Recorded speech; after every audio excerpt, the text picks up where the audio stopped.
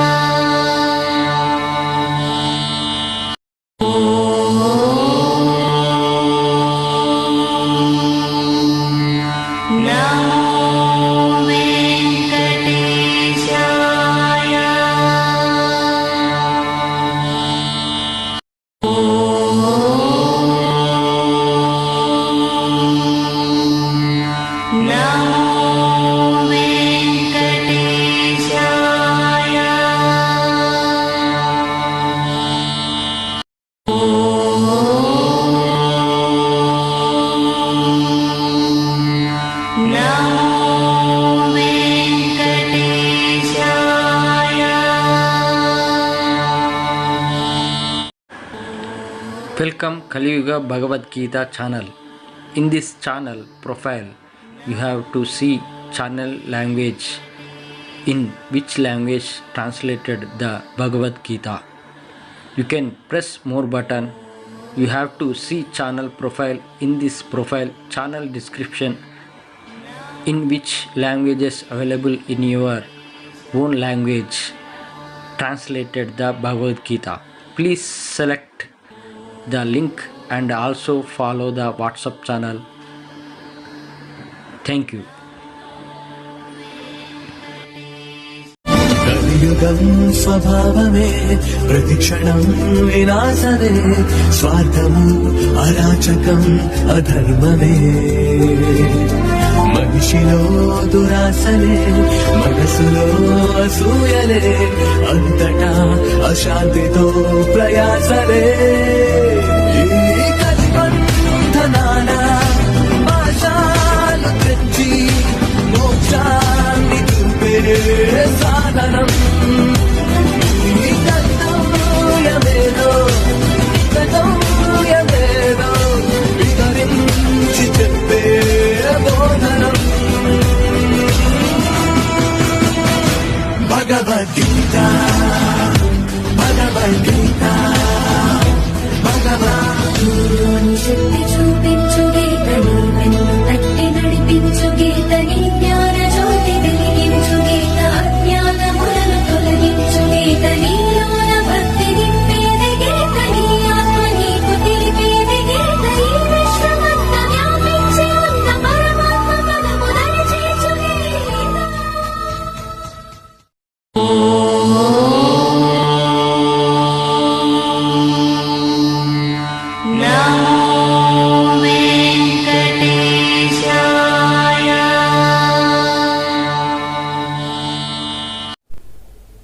ఏదైనా మంచి పని జరగాలంటే 4 విషయాలు ఉండాలి అని పెద్దలు చెప్తారు. అవే మానవ ప్రయత్నం, పూర్వజన్మ సంస్కారం, పెద్దల ఆశీస్సులు, భగవంతుని అనుగ్రహం. మొదటి 3 ఉన్నా 4వది లేకపోతే ఆ పని జరగదు అని పెద్దలు చెప్తారు. నేను ఈరోజు ఇన్ని పుస్తకాలు రాయగలగడం పూర్తిగా ఆ శ్రీనివాసుని సర్వదేవతల అనుగ్రహం తప్ప మరొకటి కాదు. నా మాట. నేను ఈ కలియుగ భగవద్గీత యూట్యూబ్ ఛానల్ని ప్రారంభించటం, భగవద్గీతను అనువదించటం 15 భాషల్లో ఖచ్చితంగా ఆ వెంకటేశ్వర స్వామి అనుగ్రహం తప్ప ఇంకా ఏమీ లేదు. అందుకే ఈ యువత కోసం వాళ్ళ తల్లిదండ్రి భగవద్గీత గురించి చెప్పకపోయినా, ఆ తల్లిదండ్రులు భగవద్గీత గురించి తెలుసుకోకపోయినా ఈ యువతను కాపాడాలంటే ఆ యువతకే చెప్పాలి. యువత కోసమే ఈ ఛానల్ అంకితమని నేను ఎన్నోసార్లు చెప్పాను. అందుకే ఆ వెంకటేశ్వర స్వామి అనుగ్రహంతో మొదలుపెట్టిన ఈ కలియుగ భగవద్గీత ఛానల్ని అందరికీ తెలపండి. అలాగే అందరూ ఆదరిస్తారని ఆల్రెడీ అందరూ నేర్చుకుంటున్నారు, తెలుసుకుంటున్నారు. ఇది ముందు కొన్ని కోట్ల ప్రజలకు వెళ్ళే రోజులు వస్తాయి. ఓం నమో వెంకటేశాయ నమః. ప్రతి మనిషి పుట్టినప్పటి నుంచి ఎన్నో కష్ట సుఖాలను అనుభవిస్తూ సంతోషకరమైన, బాధాకరమైన అనేక సంఘటనలు తాను అనుభవిస్తూ తన చుట్టూ ఉన్న వారి జీవితాలలో చూస్తూ జీవనం సాగిస్తాడు. ఈ పయనంలో తన తల్లిదండ్రులు, తోబుట్టువులు, దగ్గర బంధువులు ఇలా అనేక మందితో అనేక విధాలైన అనుభవాలను పొందుతాడు. ఈ కొందరు ఒకసారి సంతోషపెడతారు, కొందరు ఒకసారి బాధ పెడతారు. ఇలా ప్రతి వ్యక్తి జీవన గమనం ఇలా రకరకాల సంఘటనల మిశ్రమంగా ముందుకు సాగుతూ ఉంటాయి. కొన్ని బంధాలు ఇలా వచ్చి అలా వెళ్ళిపోతాయి. మరికొన్ని బంధాలు ఎక్కడి నుంచో వచ్చి గాఢంగా పెనవేసుకుపోతాయి. ఇవన్నీ మనకు ఎంతో ఆశ్చర్యాన్ని కలగజేస్తాయి. ఇందాక చెప్పినట్లు వీటిలో కొన్ని ఆనందాన్ని కలగజేస్తే కొన్ని ఆవేదనను మిగులుస్తాయి. ఇలా ఎందుకు జరిగింది అనే ప్రశ్న మనకు కలుగుతూ ఉంటుంది. మన చుట్టుప్రక్కల వారికి ఎవరికీ రాని కష్టం మనకు ఎందుకు వచ్చిందా అనిపిస్తుంది. మనం ఇంత నిజాయితీగా బ్రతుకుతున్నా కూడా మనకే ఎందుకు ఈ కష్టాలు రావాలి అనే ఆలోచన మన మనస్సులని ఎప్పుడూ తొలి చేస్తూ ఉంటుంది. నా మాట. అవును, నా చిన్నప్పటి నుండి నాతో ఉన్న బంధాలు అయినా, బంధువులైనా, స్నేహబంధమైనా ఇప్పుడు అవి దూరంగా అయిపోయాయి. ఇదంతా మన మంచికే అనుకోవాలి తప్ప బాధపడకూడదు. నా పెండ్లి అయిన తర్వాత క్రొత్త బంధాలు ఏర్పడ్డాయి. నాకు 2 పిల్లలు పుట్టాక ఆ బంధాల నుండి నేర్చుకున్నది ఎన్నో అనుభవాలు. నేను అనుభవం ప్రకారం ఇప్పుడు నేను కష్టాలను అధిగమించి ప్రశాంతంగా జీవిస్తున్నాను. అవును, నా చిన్నప్పటిను అప్పుడు నాకు మేనత్తలు, ఆ తర్వాత బాబాయి, పిన్ని, అన్నయ్య, వదినలు, 2 అన్నయ్యలు, 2 వదినలు, అలాగే నా సొంత అన్నయ్య, నా సొంత వదిన చిన్నప్పటి నుండి కలిసి ఉండేది.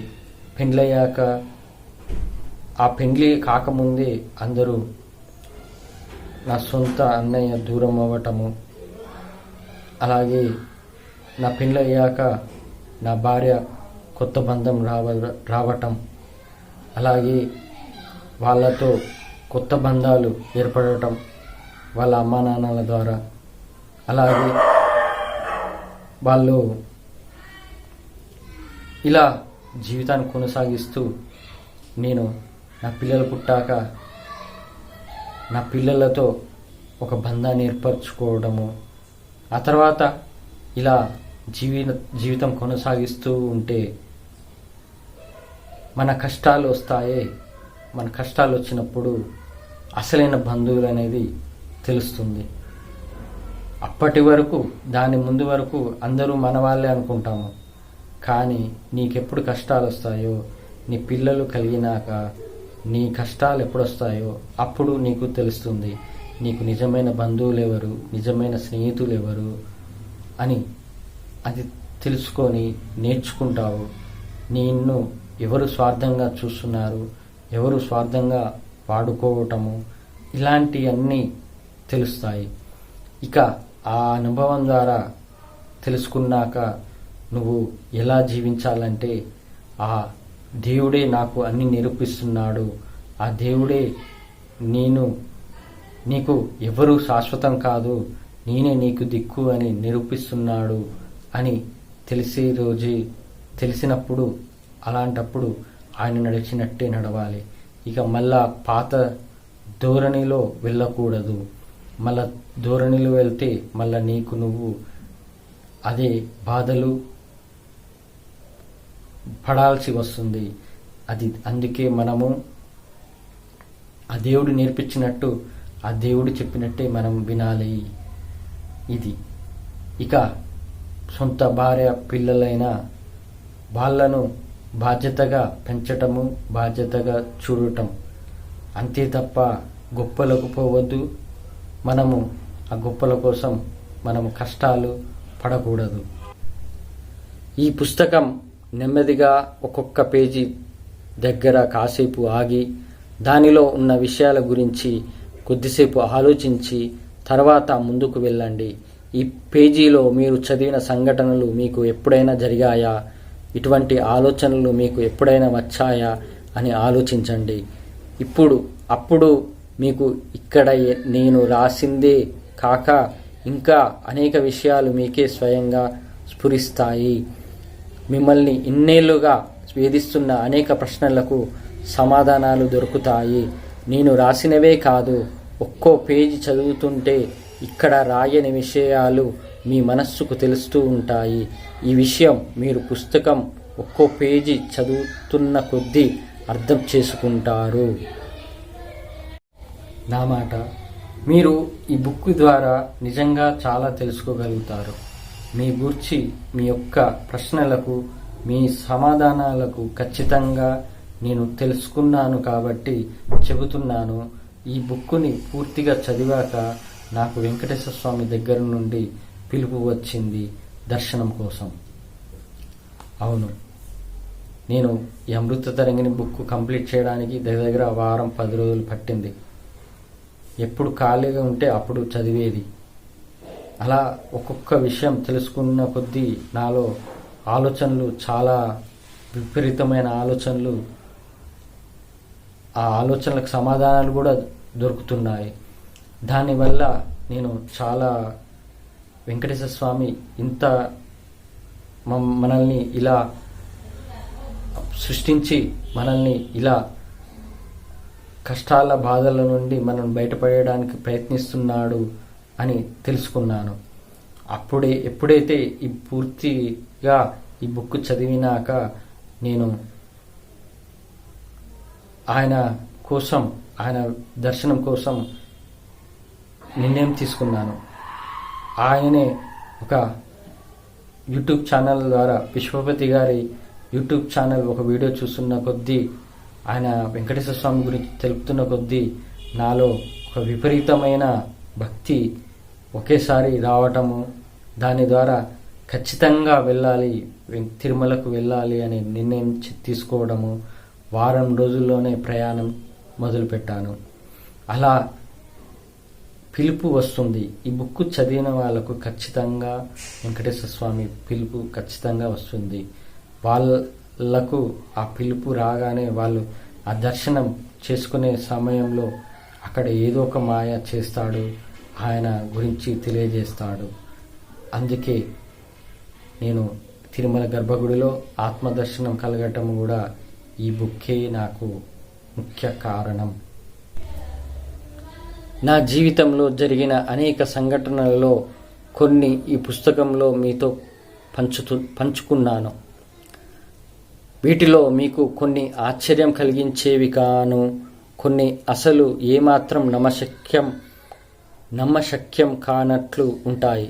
అసలు ఇటువంటి సంఘటనలు జరుగుతాయా అని మీకు అనిపించవచ్చు. ఇలా అనిపించడం సాధారణ విషయం. నాకు జరిగిన అనుభూతులు జరిగినవి జరిగినట్లుగా రాశాను. ఏమాత్రం కల్పనకు గాని అతిశయోక్తికి గాని తావివ్వలేదు. నా మాట. అవును, నేను కూడా నమ్మలేని అనుభవాలు ఈ బుక్కులో నుండి తెలుసుకున్నాను. అయినా ఈ బుక్కుని పూర్తిగా చదవటానికి ఆలోచన తెప్పించాడు ఆ వెంకటేశ్వర స్వామి. ఎందుకంటే నాలో ఆలోచనలు ఏంటంటే ఈ బుక్కులో ఏముందా, ఏమి తెలుసుకునేది ఉందా అనేది ఫస్ట్ ఆ ఆలోచన. ఆ తర్వాత మొదలు పెట్టిన కానించేలి ఇంకా మున్ముందు ఇంకేమి చెబుతాడా ఆ వెంకటేశ్వర స్వామి ఇంకేమి మనకు తెలియజేస్తాడా అని ఒక ఆతృతత పెరిగి ఉత్సాహంతో బుక్ చదివాను. అలా మీరు కూడా అర్థం చేసుకుంటారని కోరుకుంటున్నాను. అలాగే చాలాసార్లు మనం గొప్ప గ్రంథాలు చదువుతున్నప్పుడు ఒక మాయ మనల్ని కప్పేస్తుంది. ఆ మాయ ఎంత తీవ్రంగా ఉంటుంది అనేది మన పూర్వజన్మల పుణ్యఫలం బట్టి ఉంటుంది. ఆ మాయ వలన మనం చదివే విషయాలు మనకి సరిగ్గా అర్థం కాకపోవటం కానీ, ఏ అర్థం లేనట్లుగా పూర్తి సత్య దూరం అయినట్లు, ఒక్కొక్కసారి మనస్సుకి చికాకు కలిగించేటట్లుగా కూడాను అనిపిస్తాయి. ఇదంతా నేను చెప్పిన ఆ మాయ ప్రభావమే అని గమనించండి. అందుకే మనం చాలా గొప్ప గ్రంథాలు చదివినప్పుడు చదువుతున్నంతసేపు మనకు అర్థం అయినట్లే ఉంటుంది, కానీ తర్వాత ఏమీ గుర్తుండదు. అసలు చాలాసార్లు ఆ పుస్తక సారం మన మనస్సుకి ఎక్కదు కూడా. ఇక నా మాట. మనం ఈ బుక్ గూర్చి తెలుసుకోవాలంటే మనలో మాయను గుర్తించాలి. అదే కలిమాయ. దానివల్ల మనల్ని సరిగ్గా ఏకాగ్రతతో లేకుండా ప్రక్కదారి పట్టేటట్లు ఆలోచనలు వస్తూ ఉంటాయి. అయినా మనం వాటిని తొలగించి శ్రద్ధగా వింటూ అర్థం చేసుకోవాలి. అవును, మనల్ని దైవ మార్గంలోకి దూరంగా ఉంచడానికి కలిమాయ ఉంటుంది. అది శ్రీకృష్ణ యోగమాయ అంటారు. అది మనము దానిని నుంచి మనము బయటపడేటట్టు చేసుకోవాలి. దాని నుండి దూరంగా ఉండి మనము ఏకాగ్రతతో, పట్టుదలతో, నీ దేవునిపై నమ్మకంతో, విశ్వాసంతో నువ్వు బుక్కు పూర్తిగా చదివితే అప్పుడు ఖచ్చితంగా నువ్వు నిజం తెలుసుకుంటావు. ఇంజనీరింగ్ చదివిన నేను 28 ఆధ్యాత్మిక పుస్తకాలు రచించటం, ఆ పుస్తకాలన్నీ ప్రపంచవ్యాప్తంగా చదవబడడం ఆ భగవంతుడి అనుగ్రహం తప్ప మరొకటి కాదు. ఈ పుస్తకంలో మీరు చదివే ప్రతి వాక్యం దైవదత్తంగా రాసినవే. ఏవి కూడా ఏమాత్రం కల్పితాలు కాదు. ఒక్కోసారి ఇవన్నీ గజిబిజిగా ఉండి మిమ్మల్ని కాస్త అయోమయంలో పడవేయవచ్చు. అప్పుడు కాసేపు ఆగి 1-2 సార్లు ఆ పేజీని కూలంకషంగా చదవండి. అప్పుడు అక్కడ రాసిన విషయాలలోని అంతరార్థం తేలికగా అర్థమవుతుంది. నా మాట. నేను భగవద్గీతను అనువదించటం కూడా అంతా వెంకటేశ్వర స్వామి కృప తప్ప నా సొంతంగా ఆలోచించింది కాదు. అంతా ఆయన ఇచ్చిన ఆలోచనల ద్వారా, అనుభవాల ద్వారా నేను ఈ దైవ కార్యంను చేశాను. మీరు కూడా తొందరపడకుండా 1-2 సార్లు ఆలోచించండి, అర్థం చేసుకోండి. మనము ఏదైనా అర్థం కానప్పుడు దాన్ని లాజికల్గా ఆలోచించండి. లాజిక్ ప్రతి ప్రాబ్లంకి సమాధానం లాజిక్ యూజ్ అవుతుంది. అందుకే ఆ లాజిక్ని వాడండి. మనం ఆ లాజిక్ని వాడితే ఖచ్చితంగా నీకు సరైన సమాధానం దొరుకుతుంది. ఈ పుస్తకంలో ప్రతి సంఘటన సత్యం. నేను రాసిన ప్రతి అక్షరం దైవ ఋషి అనుగ్రహం. అందువలన మీరు ఈ పుస్తకం చదువుతున్నప్పుడు ఎన్నో దివ్య అనుభూతులకు లోనవుతారు. మీరు కొలిచే దైవం, మీరు నమ్ముకున్న గురువులు ఈ పుస్తకంలోని విషయాలు మీకు తేలికగా అర్థమయ్యేలా మిమ్మల్ని అనుగ్రహిస్తారు. నా మాట, నేను కూడా ఈ బుక్ చదువుతున్నప్పుడు చాలా ఆశ్చర్యానికి గురయ్యాను. నేను కూడా చాలా నా దైవం చేసే ప్రతి పని గూర్చి నేను అర్థం చేసుకొని అంతా నువ్వే నడిపిస్తున్నావని భావించాను.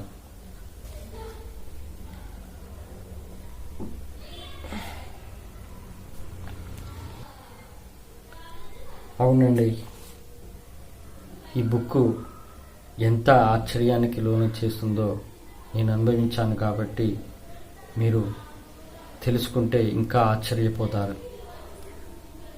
అలా ఆ దైవము వెంకటేశ్వర స్వామి ఎంత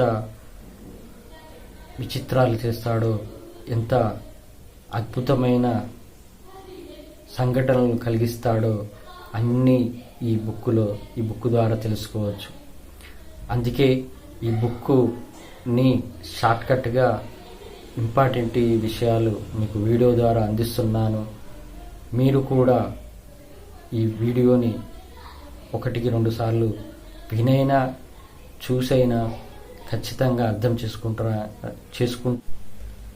మనం అందరం ఈ సృష్టి మొదటి నుంచి ఎన్నో జన్మలు ఎత్తుతూ ఎన్నో పుణ్య పాప కర్మలు చేస్తూ వస్తున్నాము.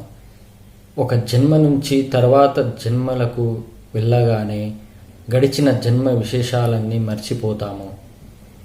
ఒక జన్మలో ఎన్నో పుణ్యకార్యాలు చేస్తాము, తర్వాత జన్మలో మరెన్నో పాపకార్యాలు చేస్తాము. ఇలా ప్రతి మనిషి జనన మరణ చక్రంలో తిరుగుతూ ఉంటాడు. అయితే ఒక్కొక్క జన్మలో ముందుకు వెళ్తున్న కొద్దీ భగవంతుడికి మరింత చేరువ కావడానికి ప్రయత్నించాలి. అది అన్ని జీవుల పుట్టుక పరమార్థం. నా మాట, నేను కూడా ఇంతకుముందు ఎన్నో జన్మలు పుడుతూ పాప పుణ్యాల వల్ల జన్మమరణ చక్రంలో తిరుగుతూ ఉన్నాను. కానీ పూర్వజన్మ పుణ్యము నేను ఈ జన్మలో పాపాల నుండి విముక్తిని పొంది జనన మరణ చక్రం నుండి బయటపడుతున్నాను. ఎందుకంటే ఆ ఏడుకొండల వెంకటేశ్వర స్వామి అనుగ్రహం కలిగింది కాబట్టి. అందుకే కలియుగ భగవద్గీతను అనుసరిస్తూ ఈ జన్మలోనే భగవంతునికి చేరువ అవ్వండి. ఇదే మానవ జన్మ పరమార్థం. అవును, ఆ బుక్కులో చెప్పినట్టు మనము ఇంతకుముందు ఎన్నో జన్మల పాపము పుణ్యము వల్ల జనన మరణ చక్రంలో పడిపోతూ తిరుగుతూ ఉంటాము. కానీ నేను ఏ పూర్వజన్మ పుణ్యమో ఈ జన్మలోనే ఆ ఏడుకొండల వెంకటేశ్వర స్వామి అనుగ్రహం పొందాను. అందుకే నేను ఈ కలియుగ భగవద్గీతను అనువదించటము, మీకు అందియటము. ఇంకోటి చెప్తాను ఏంటంటే, ఈ బుక్ చదవటము, బుక్ గురించి చెప్తున్నాను, కానీ దీనికన్నా ముందే భగవద్గీత ఖచ్చితంగా తెలుసుకోవాలి, అర్థం చేసుకోవాలి. దాది పూర్తి చేసినాకనే ఇది చదివితేనే మీకు అర్థమవుతుంది. అది భగవద్గీత తెలుసుకోకుండా ఇది చదివితే మీకు అర్థం కాదు, ఈ వీడియోలు చూసినా మీకు అర్థం కాదు. అందుకే ముందుగా కలియుగ భగవద్గీతను 18 అధ్యాయాలను మీరు అర్థం చేసుకొని మీలో మార్పు తెచ్చుకోండి. భగవద్గీత అంటే ఏంటో తెలుసుకోండి. ఆ తర్వాత ఈ ప్రపంచానికి అధిపతి ఈయనే అనే ఈ వీడియోని మొదటి భాగం నుంచి చూస్తే మీకు ఖచ్చితంగా అర్థమవుతుంది. ఎన్ని పుణ్య కార్యాలు చేసినా పుణ్య ఫలాన్ని కూడా ఆశించకూడదు. అలా కొన్ని వేల జన్మలు జీవించగలిగితే అప్పుడే జన్మరాహిత్యం కలుగుతుంది. మనకు పూర్వజన్మల రుణాలు ఎంతవరకు ఉంటాయో అంతవరకే ఆయా మనుషులతో బంధం ఉంటుంది. ఆ రుణం తీరిపోగానే ఆ వ్యక్తి మన నుంచి దూరం అవుతాడు, లేదా మనం ఆ వ్యక్తి నుంచి దూరంగా వెళ్ళిపోతాము. అందుకనే ఈ జీవితంలో ఒక్కో దశలో కలిసి కొన్ని సంవత్సరాలు మనతో స్నేహం చేసి ఎంతో దగ్గరికి వచ్చి తిరిగి దూరమైపోతారు. ఇక మళ్ళీ జీవితంలో కనబడరు. ఆ రుణం అంతవరకే అన్నమాట. ఎక్కడో పూర్వజన్మల బంధం మనల్ని వారితో అలా కొంతకాలం కలుపుతుంది. ఇక్కడ ఇంకో విషయం కూడా చెప్పుకోవాలి. ఈ జన్మలో ఎంతో పుణ్యం చేస్తే ఆ పుణ్యఫలం తర్వాత జన్మలోనే మనకి అనుభవానికి వస్తుందని ఎక్కడా లేదు. మనం ఎప్పుడో 100 జన్మల వెనుక ఒక జన్మలో చేసుకున్న పుణ్యఫలం ఇప్పుడు అనుభవిస్తూ ఉండవచ్చు. అలాగే ఒక 20 జన్మల నాటి పాప ఫలం వచ్చే జన్మలో అనుభవానికి రావచ్చు.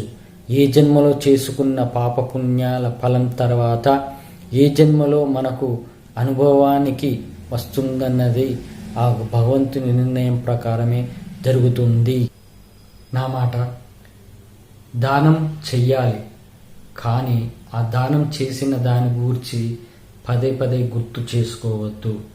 అలా గుర్తు చేసుకుంటే ఆ దాన పుణ్యఫలం పోతుంది. అలాగే ఉండదని కూడా భావన.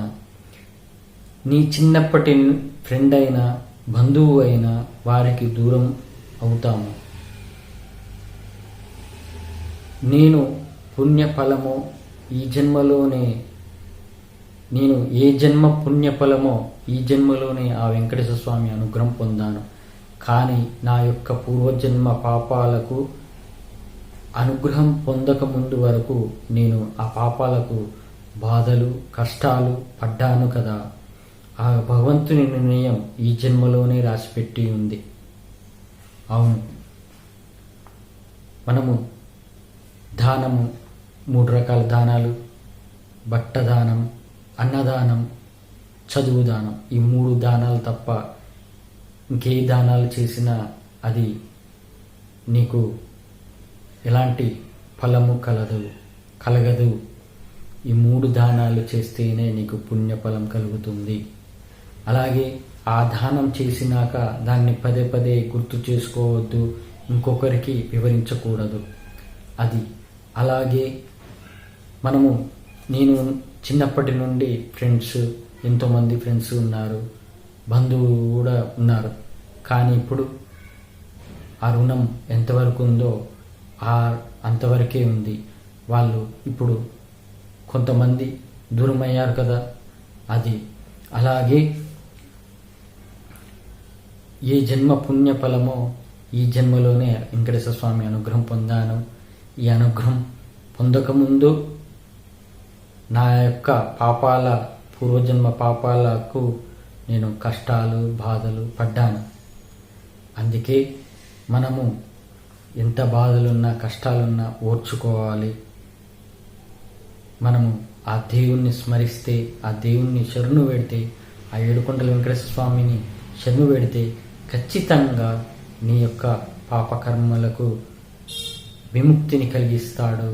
నీకు అనుగ్రహం పొందేటట్టు, నిన్ను మార్చేటట్టు, అన్నీ నీకు ఆశీర్వాదంతో మిమ్మల్ని ఆ దైవానుగ్రహం పొందేటట్టు మార్గాన్ని చూపిస్తాడు.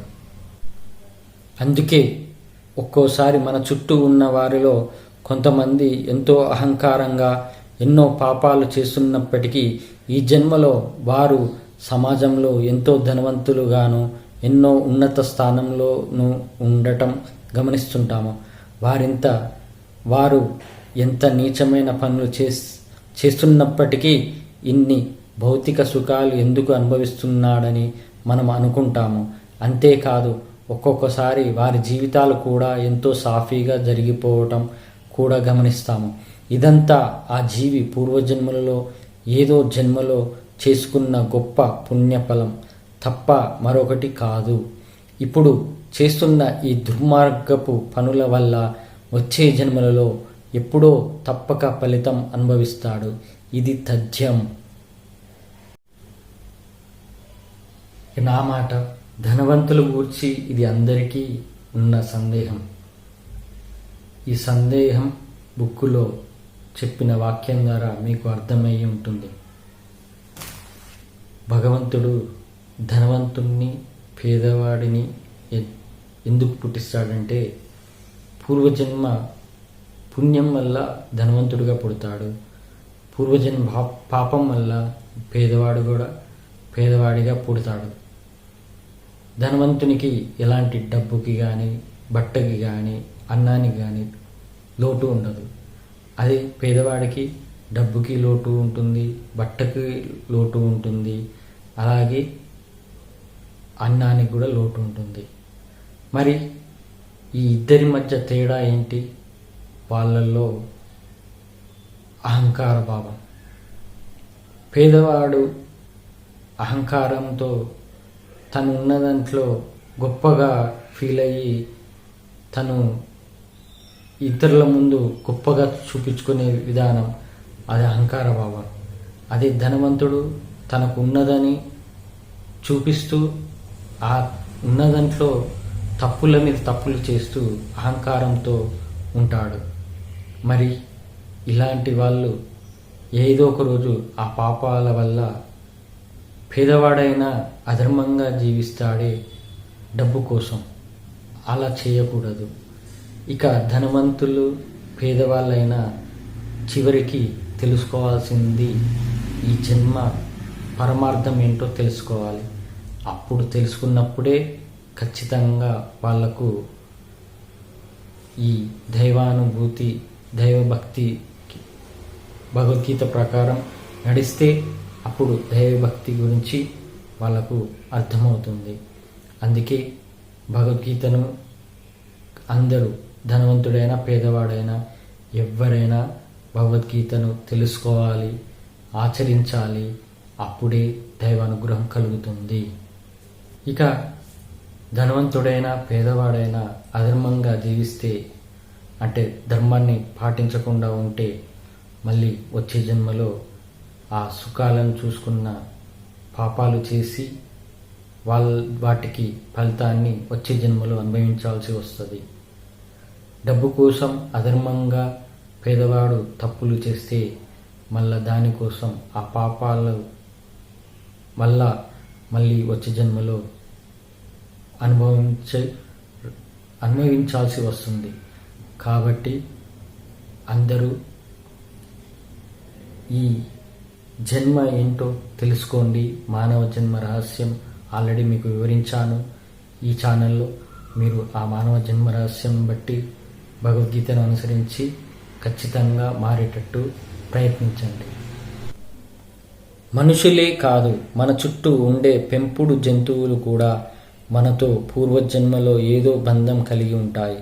అందుకే ఒక్కోసారి ఎక్కడి నుంచో వచ్చిన ఒక కుక్కనో పిల్లినో ఎంత కసిరినా మన ఇల్లు వదిలిపెట్టకుండా ఉండిపోవడం గమనిస్తుంటాము. ఇది జీవితాంతం మనల్ని అంటిపెట్టుకొని ఉంటుంది. ఎన్నో వేల జన్మలలో ఈ జీవి మరేదో జీవి రూపంలో ఏదో ఒక జన్మలో మనతో ఎంతో బంధం కలిగి ఉందన్నమాట. అందుకే తిరిగి ఈ జన్మలో మన దగ్గరికి ఇలా చేరి ఈ జన్మ పూర్తి అయ్యే వరకు మనతోనే ఉంటుంది. ఈ పెంపుడు జంతువులు మనతోటే ఉంటాయి, మనుషుల మధ్యలోనే తిరుగుతూ ఉంటాయి. అవి ఇప్పుడు నేను పెంచుకునే పొమేరియన్ డాగ్ అది ఎంతో ప్రేమతో ఉంటుంది. దానివల్ల నేను నిజమైన ప్రేమ అంటే ఏంటో తెలుసుకున్నాను దాని నుండే. అలాగే దానిని విడిచి వెళ్ళకుండా ఉండలేము, అంటే విడిచి ఉండలేము. కానీ అది ఎందుకు ఇలా వచ్చిందనేది అది ఏదో ఒక బంధం పూర్వజన్మలో భార్యైనా కావచ్చు, తండ్రైనా కావచ్చు. ఆత్మ అనేది ఏ శరీరంలో ఎక్కడ వెళ్తుందో ఏ శరీరంలో చేరుతుందో తెలియదు. అదే ఆ ప్రేమ బంధం అనేది వల్ల అవి ఆ మన పూర్వజన్మలో తండ్రి అయినా భార్య అయినా తల్లి అయినా అక్క అయినా చెల్లైనా అన్న అయినా తమ్ముడైనా ఏదో ఒక పూర్వజన్మలో ప్రేమ బంధం ఎక్కువగా ఉండటం వల్ల అది తన పాపకర్మల వల్ల ఈ జన్మలో ఒక కుక్కగా పుట్టి మనకు ప్రేమగా మనతో ఉంటుంది. ఇక్కడ నేను ఇంకోటి విషయం చెప్పాలి. అది ఆ బంధం అనేది నాకొక్కనికే కాదు, నా ఇంట్లో నా భార్యకు ఉంది, నా పిల్లలకు ఉంది. ఎందుకంటే నలుగురం ఉన్నాము. ఆ ఈ నలుగురిలో ఎవరో ఏదో ఒక జన్మలో ఖచ్చితంగా పూర్వజన్మలో ఆ జీవిలోని ఆత్మ యొక్క బంధం అనేది ఉంది. కాబట్టి ఆ నలుగురినితో మంచిగా ప్రేమగా ఉంటుంది. అది ఆ పూర్వజన్మ బంధం. అందుకే మూగజీవాలను ప్రేమించండి. మూగజీవి ప్రేమ పప్పీస్ లవ్ అనేది యూట్యూబ్ ఛానల్ కూడా ఉంది. అది ఛానల్ ప్రొఫైల్లో మీరు లింక్ ఓపెన్ చేస్తే చూడొచ్చు. అందుకే ప్రతి మూగజీవిని దగ్గరకు వచ్చినాక దాన్ని దూరం చేసుకోకూడదు. దాని ప్రేమను మనము చూడాలి, మన ప్రేమను దానికి చూపాలి. అప్పుడే ఆ దైవం అనేది కూడా మనల్ని పరీక్షిస్తూ ఉంటాడు. మూగజీవాల మీద ప్రేమ ఉందా లేదా అని కూడా పరీక్షిస్తూ ఉంటాడు. ఆ మూగజీవాల మీద ప్రేమ చూపిన వాళ్ళకు ఆ దేవుడు కూడా మంచి ఆశీర్వాదం ఇస్తాడు.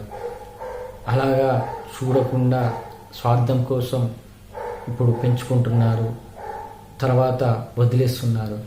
కానీ అది వదిలిపోయాక ఎంతో బాధపడుతుంది కదా. ఆ బాధ క్షోభ అది మనకు పాపంగా మారుతుంది. అందుకే ఏ మూగజీవిని పెంచుకున్నా, అది ఆవైనా పిల్లైనా కుక్క అయినా ఏదైనా, అది మనము దాన్ని ప్రేమగా తన జన్మ అంతరించిపోయే వరకు మనం ప్రేమగానే చూడాలి, దగ్గరనే ఉంచుకోవాలి. ఈ వీడియో కనుక మీకు నచ్చినట్లయితే లైక్ చేయండి. ఎందుకంటే ఇలాంటి వీడియోలు మరింతమంది చూడాలి. అందుకే లైక్ చేయండి. అలాగే మీకు నోటిఫికేషన్తో సహా మరిన్ని నెక్స్ట్ వీడియోలు మీరు చూడాలనుకుంటే సబ్స్క్రైబ్ చేయండి. ఓం నమో వెంకటేశాయ నమః.